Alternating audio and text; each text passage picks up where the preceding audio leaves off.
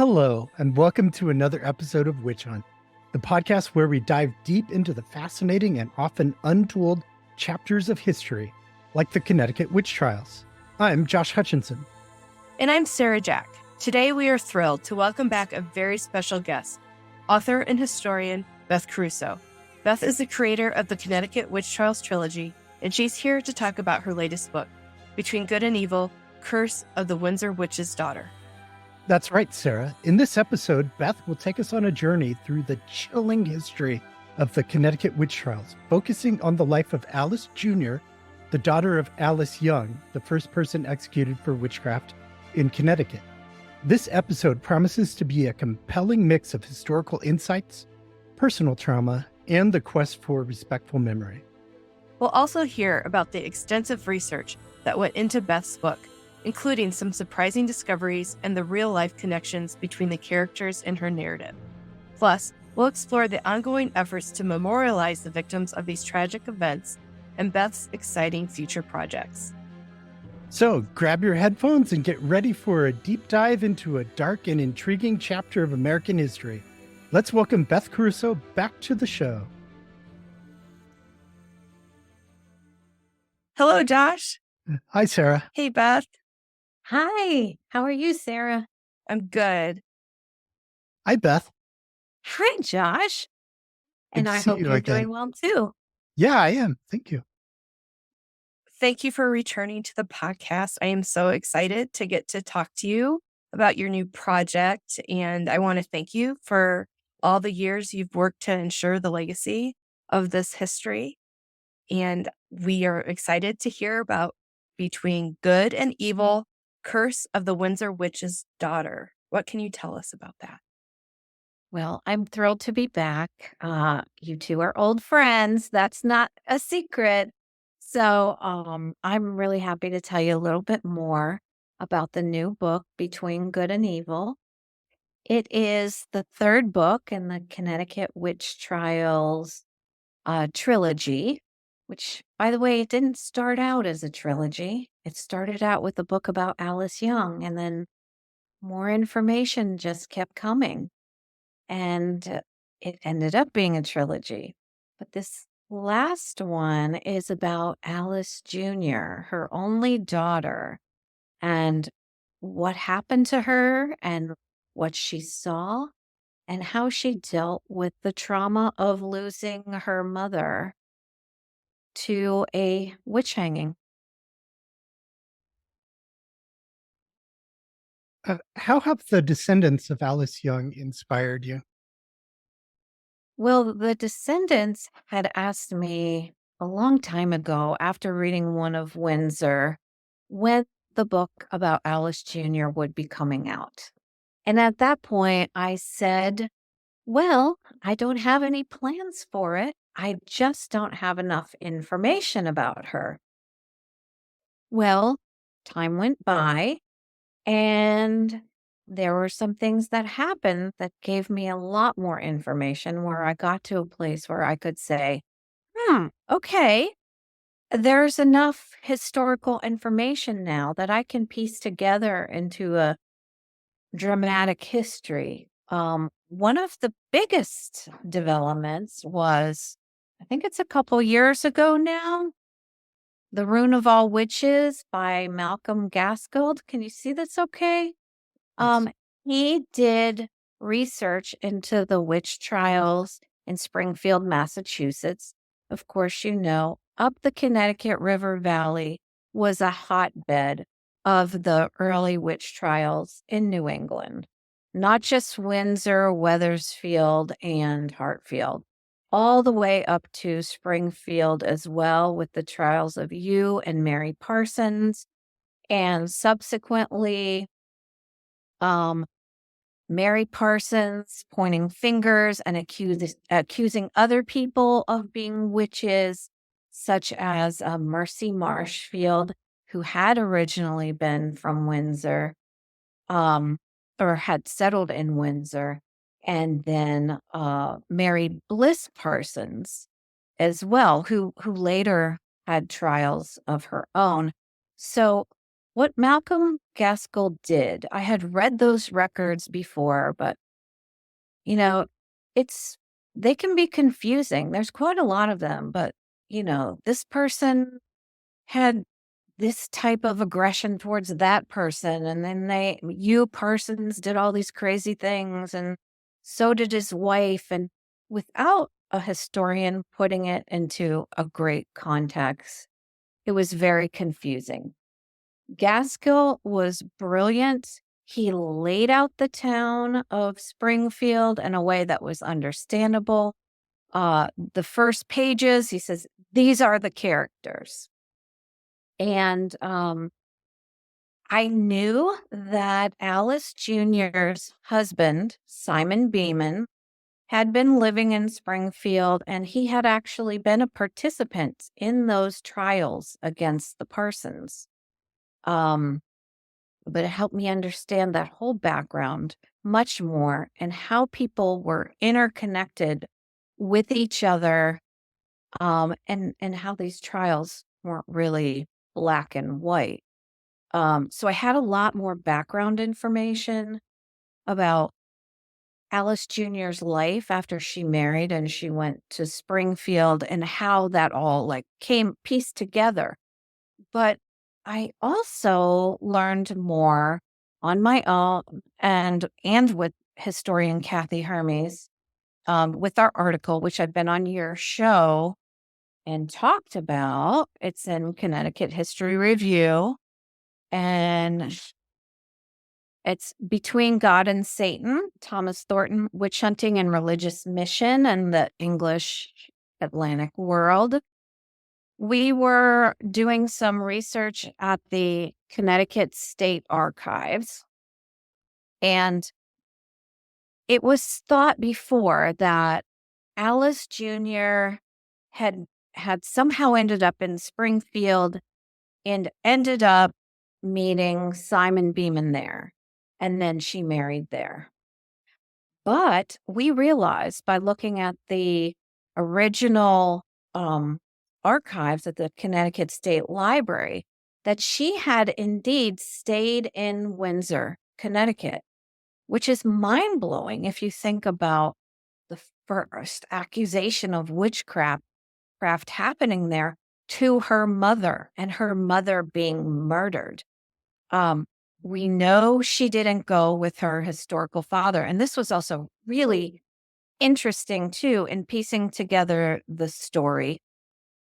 John Young, he went to Stratford pretty soon after Alice Young's hanging. And in Stratford, he dies in 1661. But he was sick for 7 months. Still, he died intestate. Basically, he had no will that he left behind. So I thought, well, wow, isn't that fascinating and dramatic in some way? This man who's supposedly her father, he splits, he goes to Stratford, but somehow she still stays in Windsor. Wow, what a revelation. So you can come up with all kinds of dramatic theories about that. Did she, have a parting of the ways with her father because of him not standing up for the mother? Or was he really more, in fact, a stepfather? Because in the records, it shows that John Young was sick for 7 months before he died. If you have a child or children and you're sick and it's not going well, what's the one thing you make sure you do for your children? You write a will for them. He did not write a will. And furthermore, nobody came to claim the will. So his property in Stratford sat vacant for 7 years. The town couldn't sell it. They had to wait 7 years to make sure no one would claim it. But once that 7 years was passed, the town sold the property. And you can't say this is because, Alice Jr. was a woman, because by that point, she had 4 sons. She was married with a husband. So they certainly could have claimed it, but they never did. So I thought all those pieces together were pretty interesting. And the other thing, Mercy Marshfield, I told you, she was one of the people who was accused of witchcraft by Mary Parsons in Springfield during that time. I think it was early 50s. Correct me if I'm wrong, Josh. Um, but Mercy Marshfield had a daughter, Sarah, Sarah Miller. She married a man named Thomas Miller in Springfield. But they had been in Windsor. They would have been in Windsor for Alice Young's accusations and everything leading up to her hanging. So Sarah, Mercy Marshfield's daughter, ends up being the next door neighbor of Alice Young Jr. And this is again due to the work of Gaskill. They're right next door to each other. Their two husbands work for William Pynchon, who's the head of the colony. Both of their mothers get accused of witchcraft. So I thought, oh my gosh, they have to be tight. They're both from Windsor. They have this unique common thing. Both their husbands know each other. They're working for Pynchon. On top of that, they have lots of children, both of them. They both have like a dozen children. And then finally, those children intermarry. They become truly family. And so I thought, well, that's a great basis too, because I know this has to be a unique friendship and a strong friendship. So when we talk about Alice Jr. and we talk about how she could have made it through, certainly that could have been an element of it. It's so great to get to talk about the Youngs again. This is wonderful. One of your themes with Alice Jr. in this story is her internal conflicts and the guilt by association. Can you tell us about how that impacted her as a mother and friend and wife? Well, of course, I can only theorize. But I thought, here's a trauma. There's probably post-traumatic stress syndrome in some way.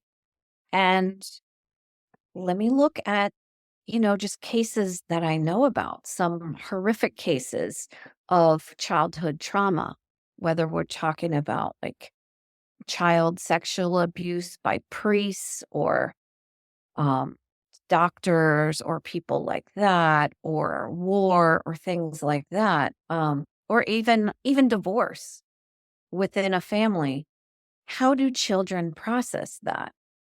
And for extremely traumatic events, the children will often, push all those traumatic memories, all those things into their subconscious because it's just too much for their little psyches to handle when they're children like that. And you find them later on as adults with repressed memories that come to the surface that are often quite shocking. So that's one element. And the other one is that when a child goes through trauma, a lot of times what they do is they internalize it. It's very common in divorce. Oh, what did I do to cause mommy and daddy to break up? It's my fault in some way. So those are just things that we can easily observe by these childhood traumas that we can see in present day. Well, of course, those things are, part of humanity and the human experience. And so I thought, well, Alice Jr., it wouldn't be unbelievable at all that she would go through something like that she would have repressed memories that would eventually be triggered with time. And as she's more mature as a woman, these memories might seep out and she would have to deal with them. How would she deal with them? another, great tool to use to dramatize the story. Because what memories are repressed? Well, of course, I I wanted to paint a good picture of what happened in One of Windsor, some of it fictionalized, some of it real. But I thought, oh, wouldn't it be juicy for readers to realize, oh, well, maybe there's other secrets that were not told and couldn't be told because it's from Alice Jr.'s viewpoint. And so I tried to do that with her repressed memories. And then also the feeling of guilt. One, because it does fit these childhood patterns of trauma, but also because there was such a stigma in those days about someone in your family being called a witch. And there were real and deadly consequences to that. Sarah, in your own family history with the Connecticut Witch Trials and the Benhams, and how the stigma of witchcraft carried on from generation to generation. In fact, with Alice Young, it most certainly carried on, and we have a story about it. And in this case, a lot of people think that she was actually accused of witchcraft. She wasn't accused per se, but her reputation was tarnished and known as the daughter of a witch, no doubt by this story. Her son Thomas, and of course, this is after her husband dies. Her son Thomas gets into a fight with someone, and because he has said that Thomas looks like a witch and his mother's a witch. No formal accusation there, but Thomas was extremely upset by this because being called a witch and that may lead to being accused of something may lead to, of course, death. And he knew this all too well. And he lost it. He beat up this guy. The guy the guy brought him to court, but Thomas brought the guy to court as well. They countersued each other. The guy who basically slandered Thomas and his mother got a stiffer fine than Thomas Beeman for beating up the guy because I think the courts understood how dangerous it could have been for that family. And this was, I think, in the 1670s. So things were dying down a little bit, at least until they picked up again with Salem. But so, yeah, there were real consequences to all these things. There were just having your reputation ruined in that way could really impact how you were able to do commerce and trade with others in your community and get the help that you needed from the community. Yes. Because everybody had to work together. Yes, absolutely. Absolutely.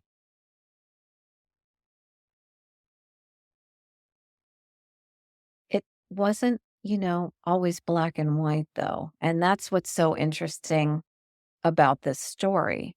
As I said before, the man that Alice Jr. marries has been an active participant in the Hugh and Mary Parsons trials. He shares his stories. He truly believes that Hugh Parsons is a witch. And so, how ironic that, just a couple years later, basically, he meets Alice Jr.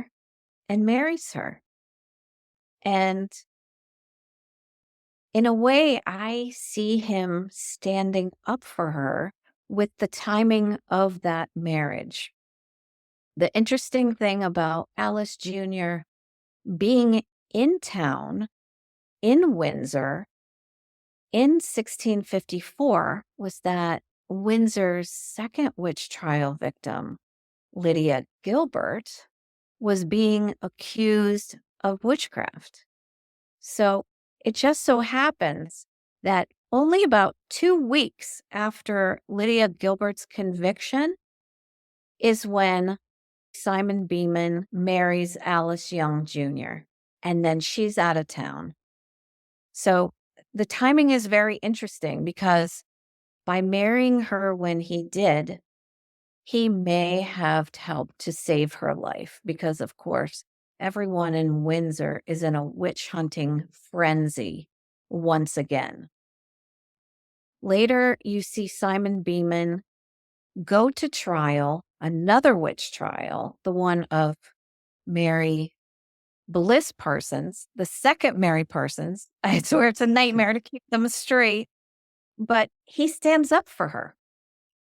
And, he talks about her trauma of losing a child and is supportive of her. So there's 2 sides to the coin, and it's definitely not clear. Lydia Gilbert's story, there's so much more there than what we're able to know about Alice. And what do we need to know about Lydia? Well, the first part of the book, the first third of the book, takes place in Windsor, Connecticut. And I do tell Lydia's story through the eyes of Alice Jr. And I use the latest research to tell her story. There's been a lot of confusion about who Lydia Gilbert was and did she have children? Who exactly was she married to? There's a Thomas Gilbert Sr. and a Thomas Gilbert Jr. And most historians think now that she was married to Thomas Gilbert Jr. And if you don't mind, I want to read the exact passage that really helps us to figure this out. That's in the Connecticut archives, in the historical record. So in the particular court in 1642, so we're talking about 12 years before Lydia's conviction, there's a record from March 2nd, states, Will Rescue, he was the jailer, is to take into his custody James Hullett, Thomas Gilbert, Lydia Bliss, and George Gibbs, and to keep them in gyves or shackles and give them coarse diet, hard work, and sharp correction. So what were one of the factors of someone being targeted for a witch? Of course, it's previous crime. So you see Thomas Jr. here, and you see him with a woman named Lydia, but her name is Lydia Bliss. There was one Bliss family in Hartford that we know of. A lot of times when you have records for families, there may be a missing child or two. So Lydia could be a missing child accounted for in the Bliss family, or she could be a cousin or a stepchild or something like that. But in any case, most historians think that because of this record and because we know that Thomas Jr. bought land in Windsor, that this is the Lydia Gilbert we're talking about, the wife of Thomas Jr., not Sr. So Thomas Jr., and there's more evidence to show that this is probably the case, although we can't say this for 100% sure. Thomas Gilbert went to Springfield as well, right after Lydia's hanging. We find him marrying into the Bliss family again in Springfield in 1655. He married a woman by the name of, I forget her first name right at this second, but her maiden name was Chapin, and she married a Samuel Bliss. He was the brother of Mary Bliss Parsons.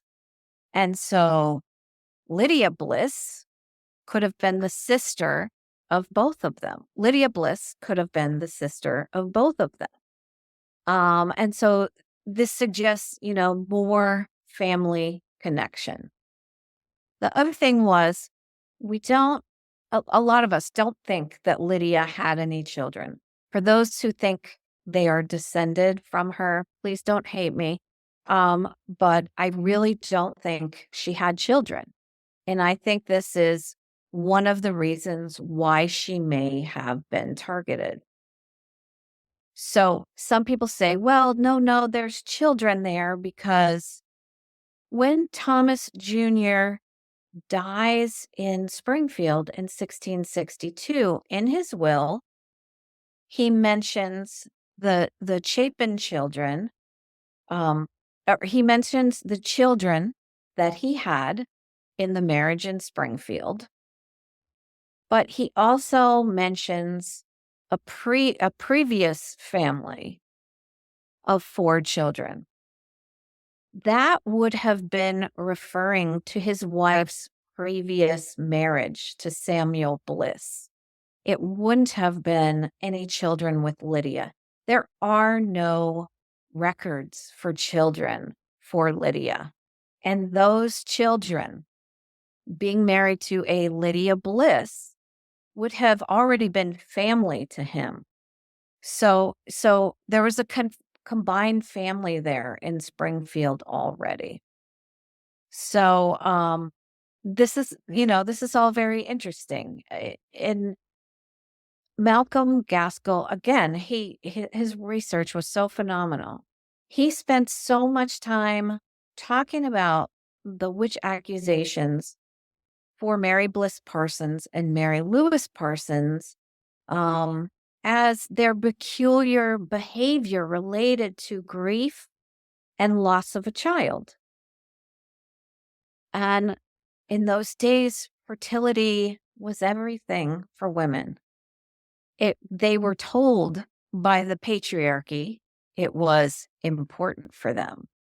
And Gaskill does define, and other researchers define, how it was suspicious for women who had low fertility, such as Alice Young with 1 child, such as Lydia Gilbert with no children, and that they would be jealous of women who were fertile and who had lots and lots and lots of children.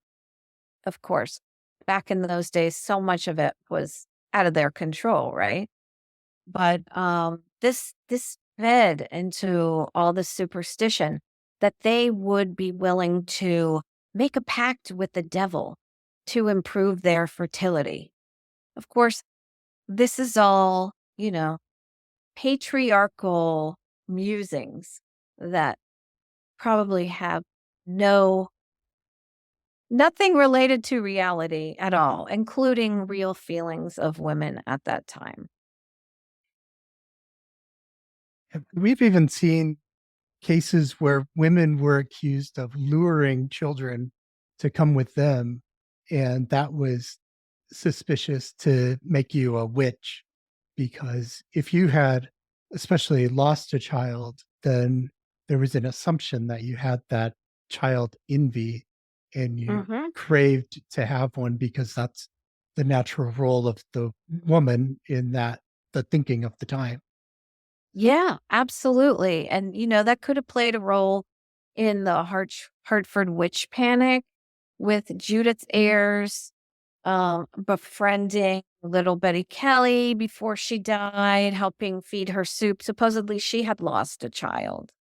And, so now she's got this yearning within. And so is she trying to lure this other child? Because she gets blamed. Judith Ayers gets blamed for this child's death. You can see how it all feeds into this story.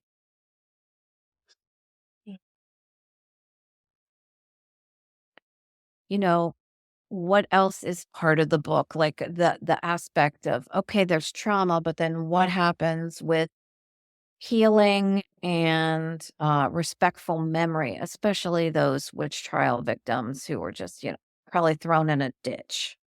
How Yeah. is part of respectful memory and honoring Alice and the other victims. That's the romance dynamic that you're able to weave into your stories is so enjoyable. Is there anything of that nature that you would like to share with us today out of your new book? Hmm. Well, let's see. I can talk to you about when Simon Beeman and Alice Young Jr. meet each other again. In my story, I have Alice Jr. going to Springfield briefly because I had that in One of Windsor. So I wanted to continue that. But then she quickly came back to Windsor to, and I suppose, I'm not sure if this is true or not, but in the story, to live with her Aunt Rhody. And as we're talking, I've been saying Alice Jr., but to make it less confusing, I called her Alyssa, which is what she was called in One of Windsor. So Simon Beeman, his profession, I told you he worked for Pension up in Springfield. A lot of what he did was, besides being a cobbler, was he was a messenger for the leader of that colony. And he often took canoe trips down the Connecticut River, which is called the Big River in those days. And he made many, many trips to Windsor. So even if they didn't know each other before, like I have in my story, even if it was different in real life, Simon Beeman was often in Windsor canoeing down the river and exchanging goods, sending messages from William Pynchon to the people of Windsor, and probably going down further down the big river to share news with the Connecticut leaders in Hartford as well. So in this early chapter, chapter 4, this is where Simon Beeman and Alyssa, Alice Jr., meet each other for the very first time again.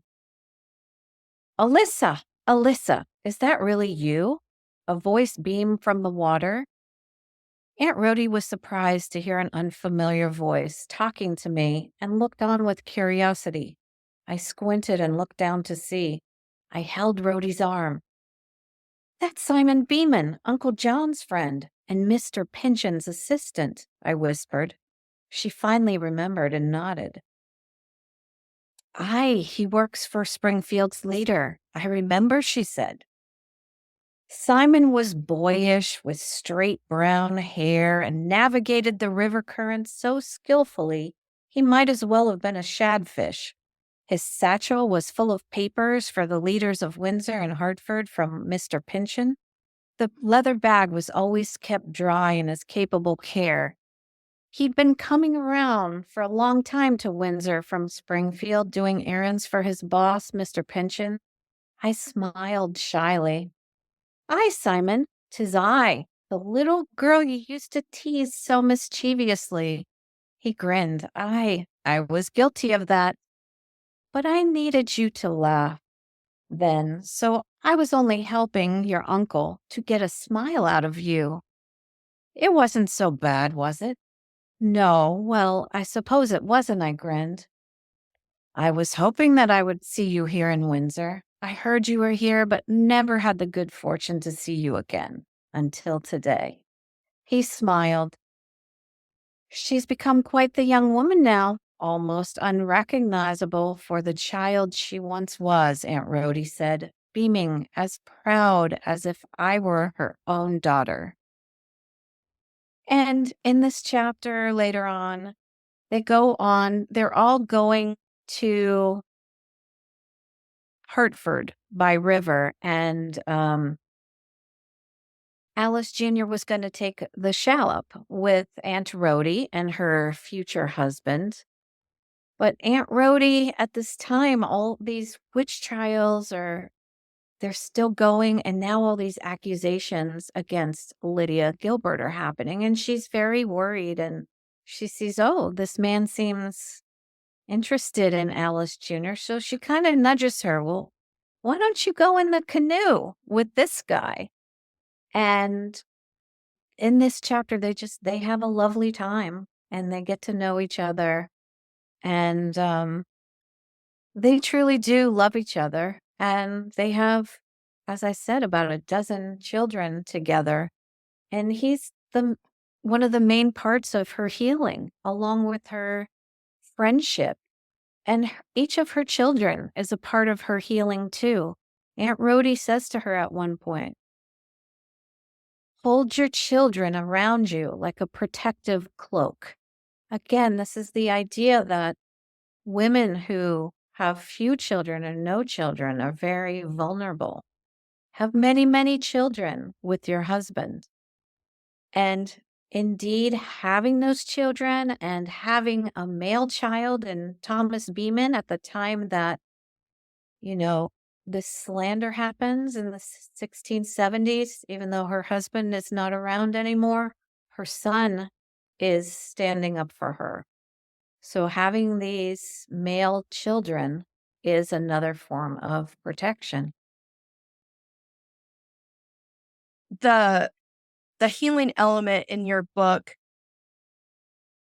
is another one of those important threads, as you just mentioned. And I remember, just really reflecting on his excitement and support of her when she has her first, they have their first child coming. And then as their story unfolds, you see how the family was a strength to her, through the very difficult things that come along. Absolutely. In those days, she couldn't go to therapy. Um, they had no name for post-traumatic stress syndrome. And so I thought, well, back in those days, how would she have healed? Of course, healing is always possible, and to some degree, even without the level of knowledge we have about psychology today. And what would have been those traditional ways? And I really wanted to show those. As I mentioned, her husband seems to be, a good guy. After he meets her, he's sticking up for others who have been accused of witchcraft.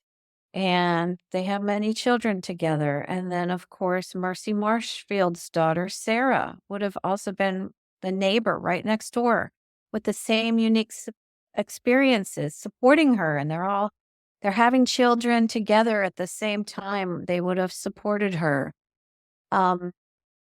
But the other part of this is, I think, that she comes to terms with what happened as she remembers and understands how she can heal by remembering her mother in a way that's not the witch.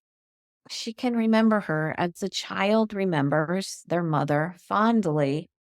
Anyway, children who do have a good relationship with their mother. And those respectful memories are not just for those who have passed on, they are for us to heal us from the grief, especially if it's been a traumatic grief and someone hasn't been buried properly, like a witch trial victim who has just been thrown in a ditch unceremoniously. So for this reason, I have an English ballad that I put in the book, and its theme is very much about respectful memory. This is a very common thread throughout all humanity, how we treat our dead, how we remember our dead, especially those that were wronged at some point. And last year, we all did the journey together through the Connecticut General Assembly to get recognition for Connecticut's witch trial victims. This was also a form of respectful memory, trying to educate the public about who these women really were.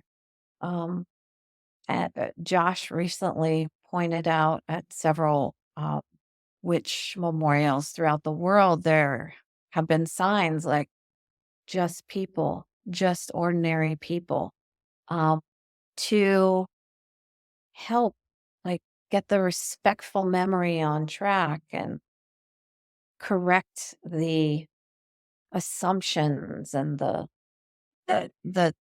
reasons for the tarnished reputations, the propaganda against these people when they were alive.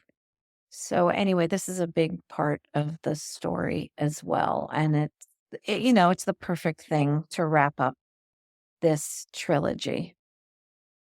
Yes. And you've been studying the history of the Connecticut Witch Trials and educating people about it through your books and talks for a number of years now. And I know you're continuing to do that in many ways. We just had the anniversary episode of the Connecticut Witch Trial Exoneration Project, but the exoneration isn't the end of the work. So, what's next? Well, what we're all working on right now is we're discussing, we have a whole group of people in Connecticut, outside of Connecticut, carrying on this whole theme of respectful memory. We would like there to be a memorial for Connecticut's witch trial victims. In addition to that, there is really a void in telling this history in Connecticut. I mean, it's one thing for myself and others to come up with a few novels. That does help. But, there are, of course, fictional aspects to these. And we would love for people to know the full history, the accurate history, how it was a major, important part of the whole witch trial saga in New England, how Connecticut was the first, how we had the first witch panic, how these ideas got promoted and spread. And we would like more people to know about that. So we're also working with others in Connecticut, institutions and museums, stakeholders who are involved in public history to talk about ways that this history, the real history, not the propaganda, can be shared through different venues using the archives that we do have in Connecticut.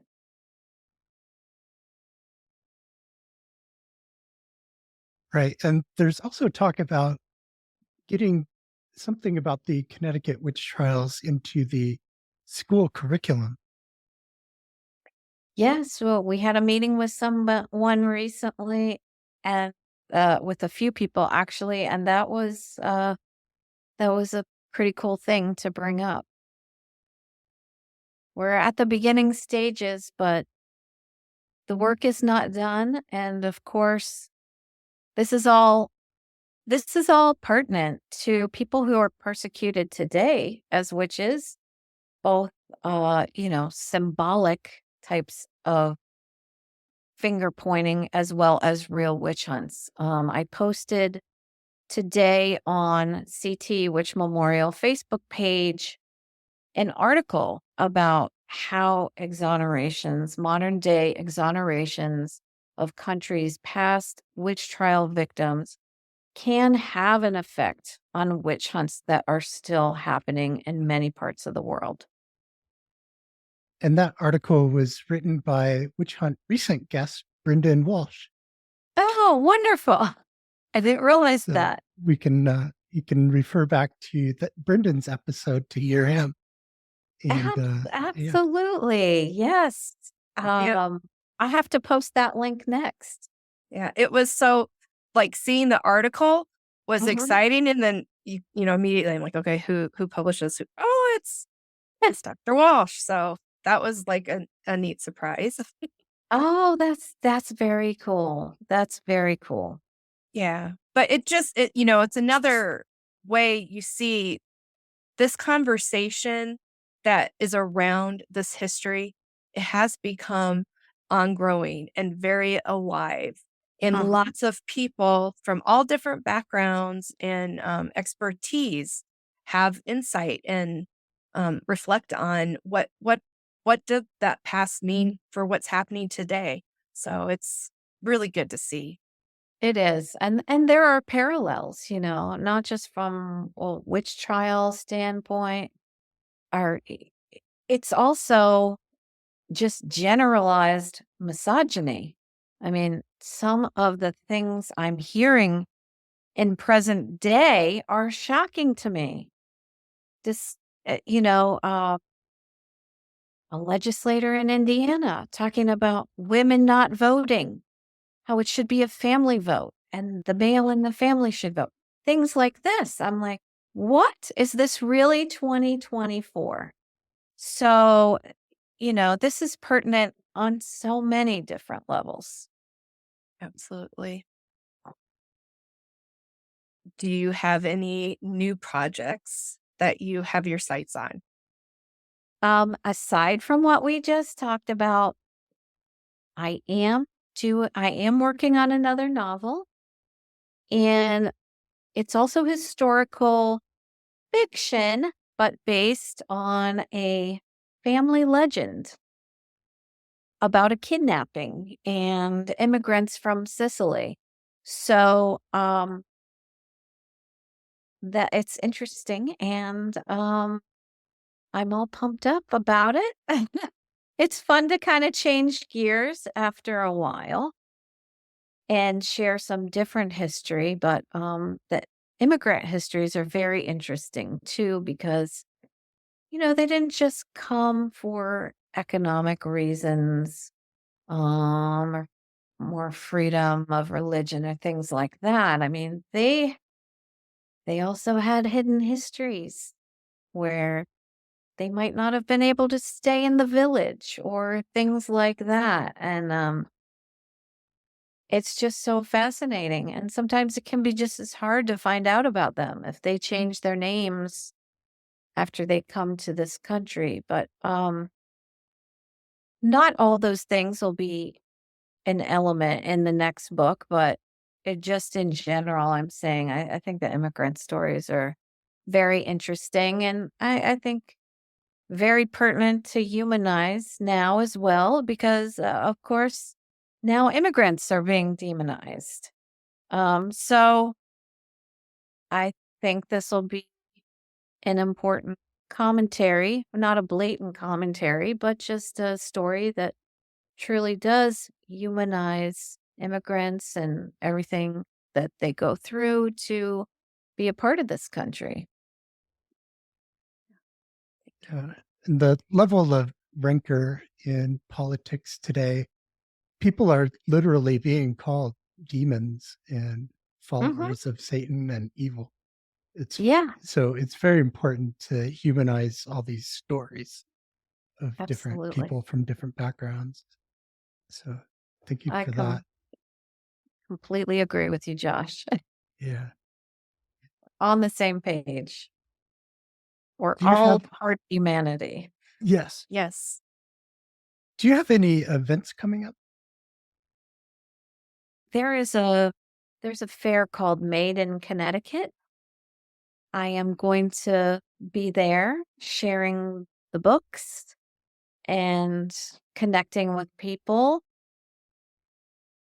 Yes, in the fall, I'm also going to be at the Webb Dean Stevens Museum. I'm going to be giving a lecture about the Connecticut Witch Trials there.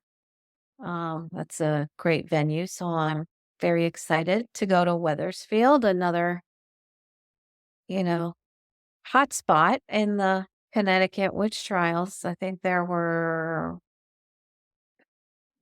4 victims right off the bat that I can think of.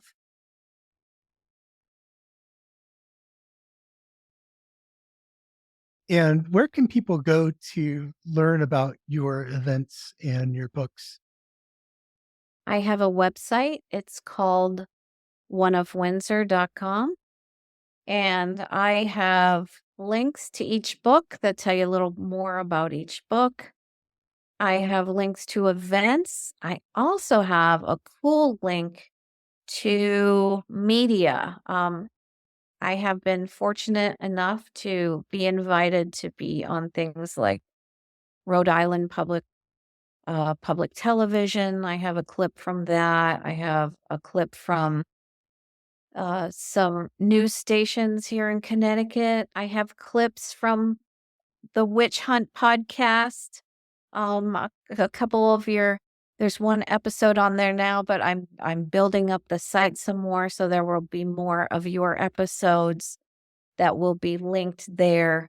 I have a research page if you want to learn more about the research that I did with Kathy Hermes that really went quite in depth about the Alice Young case, as well as a man named Thomas Thornton, her next door neighbor, who curiously ends up knowing so many people from the Salem witch trials and is in Salem at that time, hobnobbing with the Mathers and people like that.